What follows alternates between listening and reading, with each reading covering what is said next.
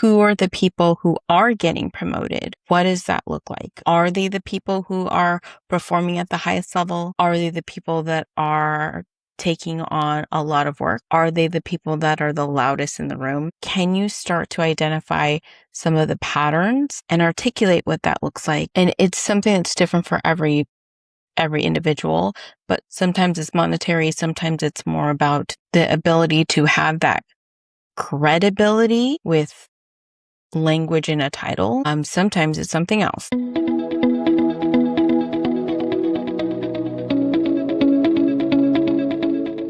Welcome back to Dear Career, the podcast for women who are doing everything right and still feel invisible. Remember, I'm Tiana, and I'm here to talk about what it actually takes to feel confident enough to ask for the career and the life that you deserve. If you're done being invisible at work, you're in the right place because I'm here to help you get to where you want to be. And today we're picking back up where we left off last week in the Reddit files. So all month, that's what we're doing is we're focused on the Reddit files, and we're going to be taking this segment as a regular thing because there is so much in the Reddit files. There's so much in these subreddits, and I've only been exploring one subreddit pretty much, which is career advice, I think. And I am like shocked. There's a subreddit for recruiting and interviewing and career stories. There's so many subreddits, and I know it sounds so crazy because I'm so new to Reddit, but I apparently don't know anything because I'm just barely getting in there, but there's so much in there. And, part of me feels like, part of me feels really, um, I'm upset for some of these people who are, I mean, I guess part of it is like way to crowdsource to find some information, especially if you're in a tough situation and you're trying to find information. This is a great way to do it. But at the same time, there is some stuff that I see in these subreddits where I'm like, um, some of the advice that's going around in some of these subreddits, I hope that any original posters that are posting are taking some stuff with a grain of salt because there are some inaccurate information that gets responded in some of these. And so that's the unfortunate thing. It's not just people definitely have opinions, and that is fair, but there's sometimes things that they're just inaccurate, unfortunately. And so anyway, I last week didn't fully explain this, but I had said I wanted to go into a deep dive, and then I said I'm going to go into a deeper dive, but I didn't really explain what I was doing. So I want to make sure I'm clarifying. So what I'll probably do on the YouTube channel, is maybe go into just reviewing a subreddit and just going through and answering questions from just a bunch of posts, which I haven't done yet. So I'm hoping that will be coming soon. And I'll do like a screen share. I'll make a full video for that. But what I'm doing now is, what I did last week is I'm really kind of focused more on a topic. Last week, we talked a bit more about promotions with no pay. And this week, we're going to continue on that route. And really, the theme here is we're discussing ambition.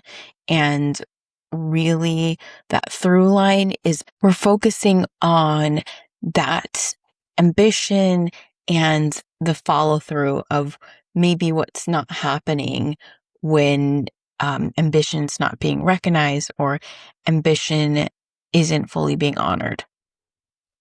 And so today we are going to focus on that invisible tax of being the reliable one, and sometimes maybe the invisible work that gets unrecognized. So I want to talk about this in a few ways. I want to talk about a specific post, and then I want to share a couple stories because what this poster says, and I don't think this is the most recent, this is just one that I found.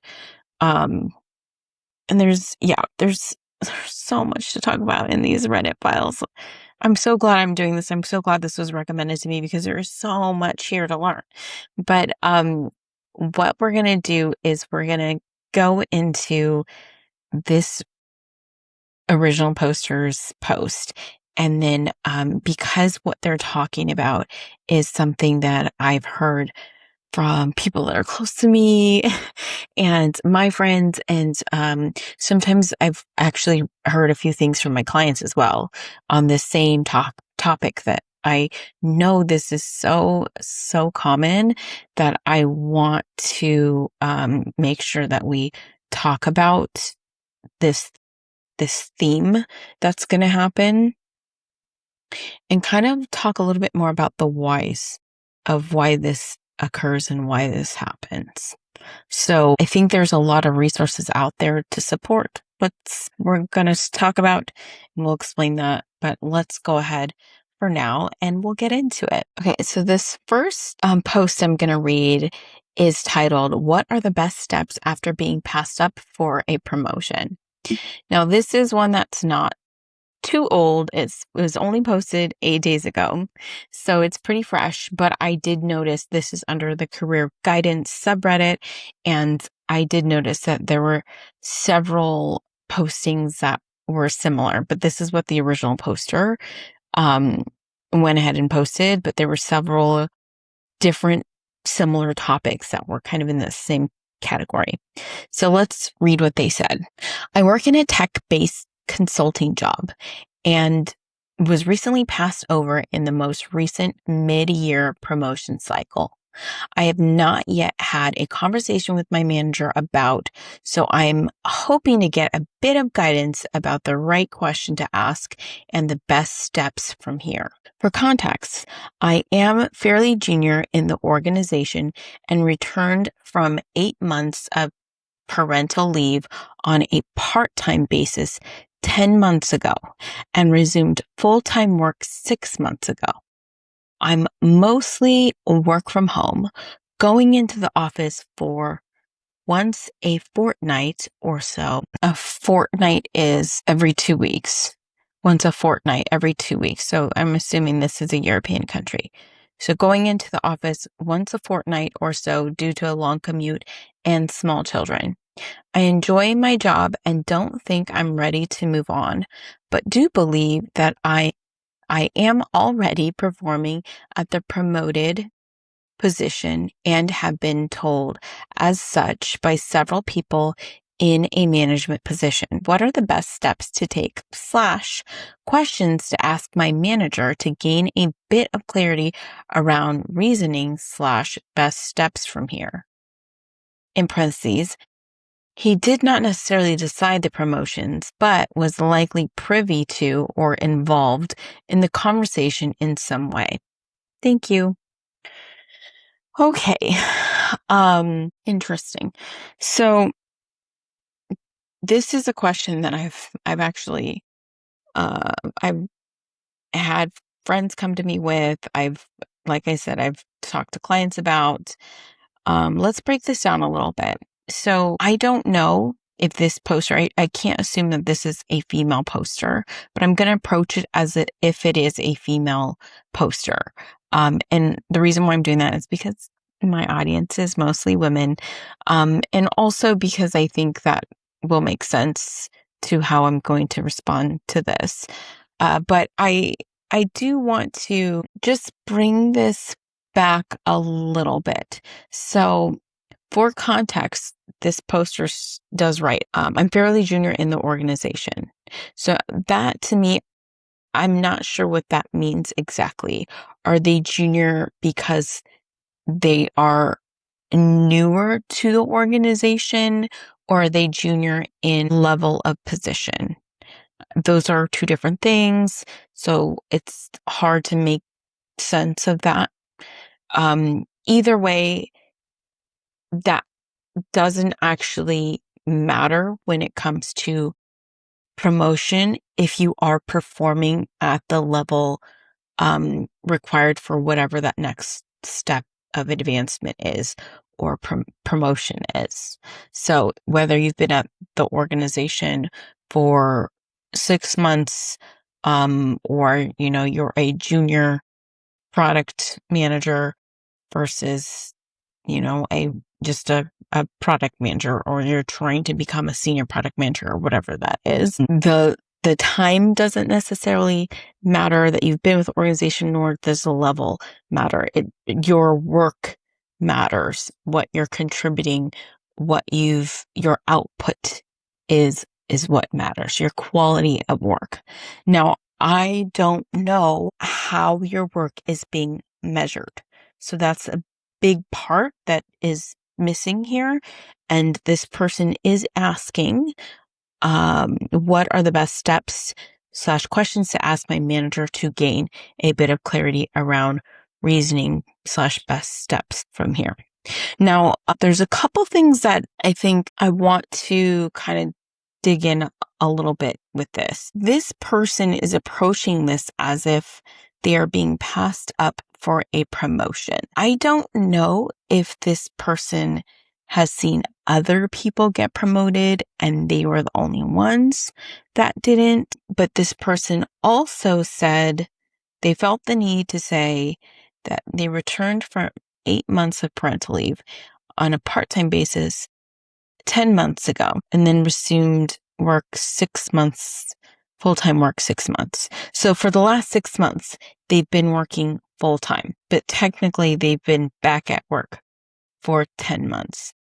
That's almost a year that they've been working, that they've been back to work, and they were out on parental leave for 8 months. Okay. So, which for women, this is something very important to note because this can and will happen. It's important to note because if you are in the middle of a performance cycle and you go out on a leave, unfortunately, your performance cannot be measured. When you're on a leave, anybody, and it doesn't even matter if you are a man or a woman, or if you're on a medical leave, if you're out on a paternity leave, if whatever leave you're out on, because you're at a pause in work, your performance has also been paused.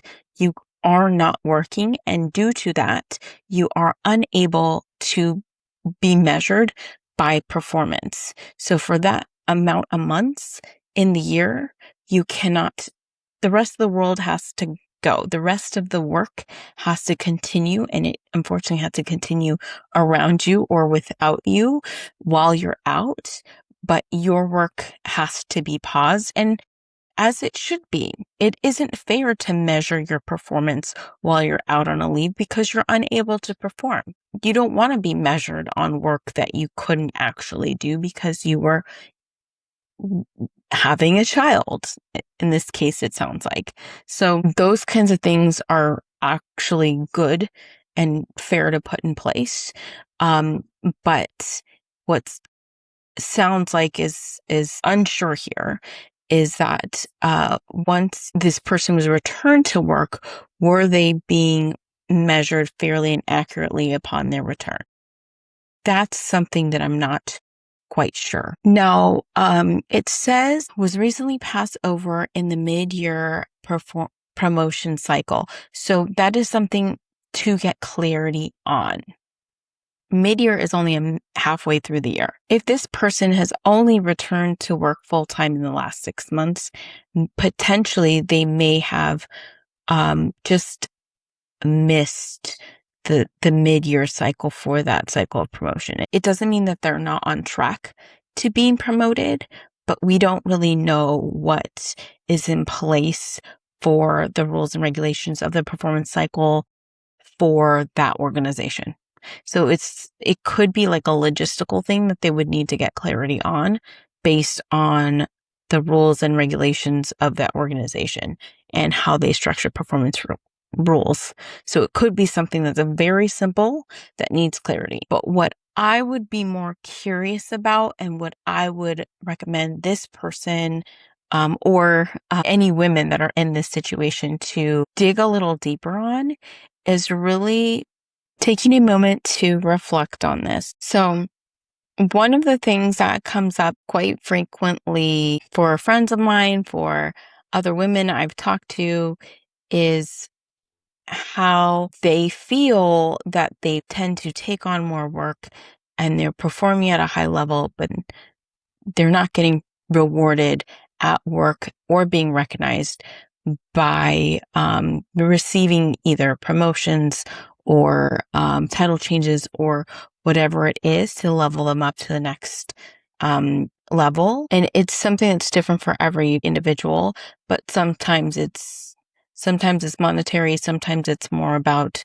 the ability to have that credibility with language in a title. Sometimes it's something else. So why does this happen is more of the common question that ends up coming up. And to this original poster as well, because I think they're asking what are the best next steps, but they're not necessarily asking why. So I'm going to pull this back and I am going to ask why. Like, why did this happen in this way too?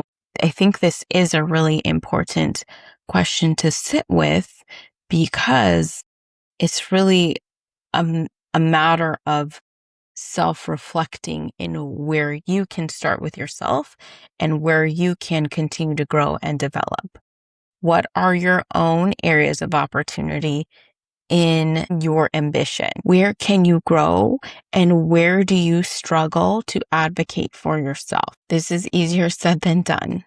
So something that's really important is to really think about in your particular organization and in the culture of your environment, what does promotion look like when you're looking at it from an outside perspective? Who are the people who are getting promoted? What does that look like? Are they the people who are performing at the highest level? Are they the people that are taking on a lot of work? Are they the people that are the loudest in the room? What does that look like? Can you start to identify some of the patterns? And if you can identify what that looks like and articulate what that looks like, you can maybe answer this question for yourself. What are the best steps to take? Or even ask your manager to gain clarity about where you go from here. So I'm going to ask you to sit back, reflect on this, take a step back, think about who's around you, who's getting promoted. By sitting back and reflecting, you may discover that the answer in this question itself, and when you're seeing what the patterns are, it may not be pretty. You may take a step back and think it's disgusting. Maybe you're repulsed. Maybe you're one of, especially in tech, maybe you're one of the only women and the only people getting promoted are men. That's going to be really jarring. So whatever you're finding, whatever you're deciding that you're realizing, this is where I want you to really think about, is this something that you can advocate for yourself in? Can you speak to your actual experience? There's a ton of resources out there where, and I'll try to look to see if I can find some books or some other resources because I like that kind of stuff. But I actually just met someone recently and she built a really amazing journal that is a 90-day career competence own your impact journal. And the idea behind this is something that you as a woman can start doing to start tracking your impact in your organization, in your role, step by step as you're in the job. So that way, by the time you're getting to promotion, you can easily be able to speak to quantifiably the work that you've been doing to get to where you are. So I think this would be an amazing tool for you to be able to use. I'm going to go ahead and make sure I link it in the bio. And I'm hoping that I can get Charisma on the podcast and chat with her, because she really went through an experience on her own to get to be able to create this journal. And I think this would be just an amazing tool. So I'll try to find some other resources. But again, there's so many resources that you can use to help map out what you want to be able to say. That's not what I'm giving you here, because I don't think that's what I want you to take away from this. What I want you to be able to take away from what I'm sharing with you is your reflections. The coach in me wants you to put that reflection time on, that reflection cap on, and really sit with yourself and think about why. Why are you in this position? Why did this happen? What's going on around you? Because that may not be a pretty thing, it may not be fun to reflect on, but it might be really important to help navigate you into that next step. Okay, so I am going to end it there. I actually, before I close it out, I wanted to share that, like many of you, like I've said, I have many people in my life who have shared that, they've been in this similar situation where they're either getting passed up. And I have a friend of mine who recently really pushed herself because she wanted to be able to advocate for herself and wanted a title change. So I will need to close this out and follow up with her to see what happened. But she had been in her role. She's been in her role like 5 years now, and she hasn't had a title change. She's had some adjustments, but she's now doing much higher level work, working with individuals who are at a higher level than her. And so she's not really asking for much, but it felt like to ask for this small thing was really taking a lot out of her and was really difficult for her. And if you are somebody in that situation, just know that you are not the only one. So I am going to follow up with my friend, and hopefully it worked out. I want to know what happened with her. She really had to mentally prepare herself. She really actually was able to um, draft some really great language to send to her manager. She had to mentally prepare for a conversation.